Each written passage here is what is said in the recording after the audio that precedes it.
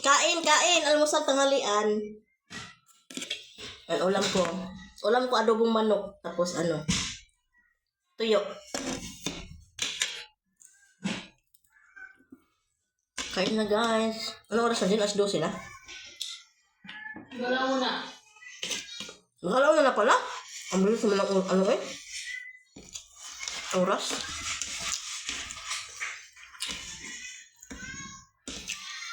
Sa lahat ng mga nagtatrabaho dyan, mag-break tayo muna. Kain.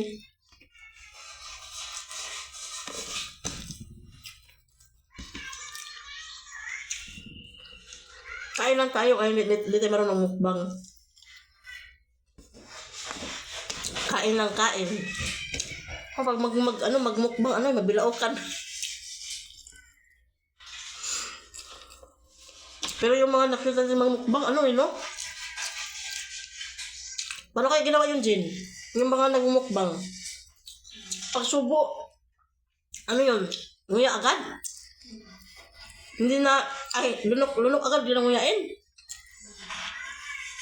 Ito. Sinubukan ko yung kumain na din, parang wala na nguya-nguya. Naku, nabilaukan ako Yung parang lunok agad. Bumabara man sa lalamunan mo yung pagkain.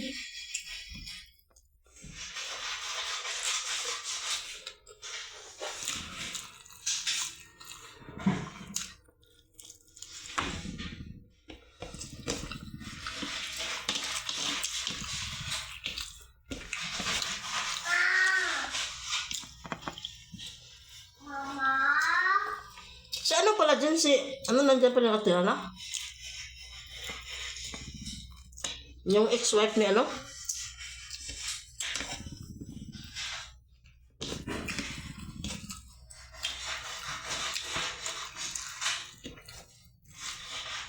si Tomboy.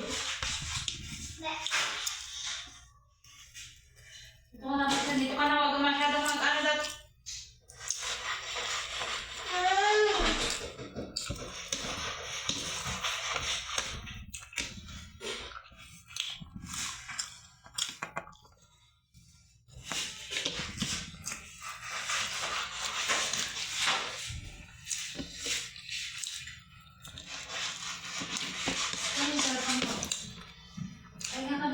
Napanood mo Jen, napanood mo yung balita? Ang balita. Yung ngayon, bagong ngayon? Ha? Bagong sakit? May sakit? Oo. Anong sakit? Virus? Hindi yung yung parang bulutong ng malaki. Grabe naman yung balita. Na yun? Malaki yung bulutong.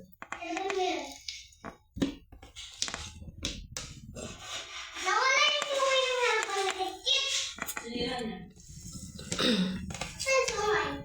Sinira na niya.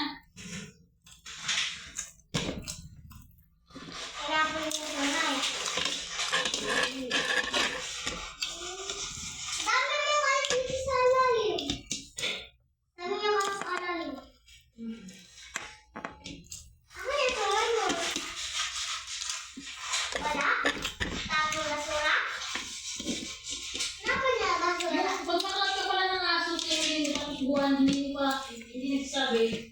Wala ko lang gamot yun, sa hospital. Ha? Anong gamot sa hospital? Ano? Yung nagat ka ng aso. Hindi na siya magagamot kung pinatagal mo pa. Bakit? Pag yung parang acute na siya? Oo. Wala na yun. Akit na yun sa utak mo. Yung akit na yung dapat, silabi agad para bagapan. Yung kapatid ko kung matanood, diba, 17 years old, pinagat ng aso, hindi nagpunto siya ng pinagat ng aso. Yan, naloko na. Nilihim lang. Tapos, yung nangyari? Hindi na sa hospital yung finding. Matrim-lihim. Hindi niya. Tapos, taga sa inyo? Kala niya kasi kung tignan ng aso, kala niya magagamot na hindi matagal niya. Yung bata, sinerge niya sa YouTube sa Google, yung pala, mamatay na siya. Wala, naloko na. Sa Mamatay na lang siya. Sumirap na siya. Taga saan ba? Tulog ko lang. Laro ko na. Dapat may ano yung mga aso niya. Dapat nakabakunahan. Inalagaan. Ano na nga yung dapat. May pinasa naman inalagaan. Ah? May inalagaan naman aso. Sino? Dapat yung bago. Kung sagat na mga bata dyan,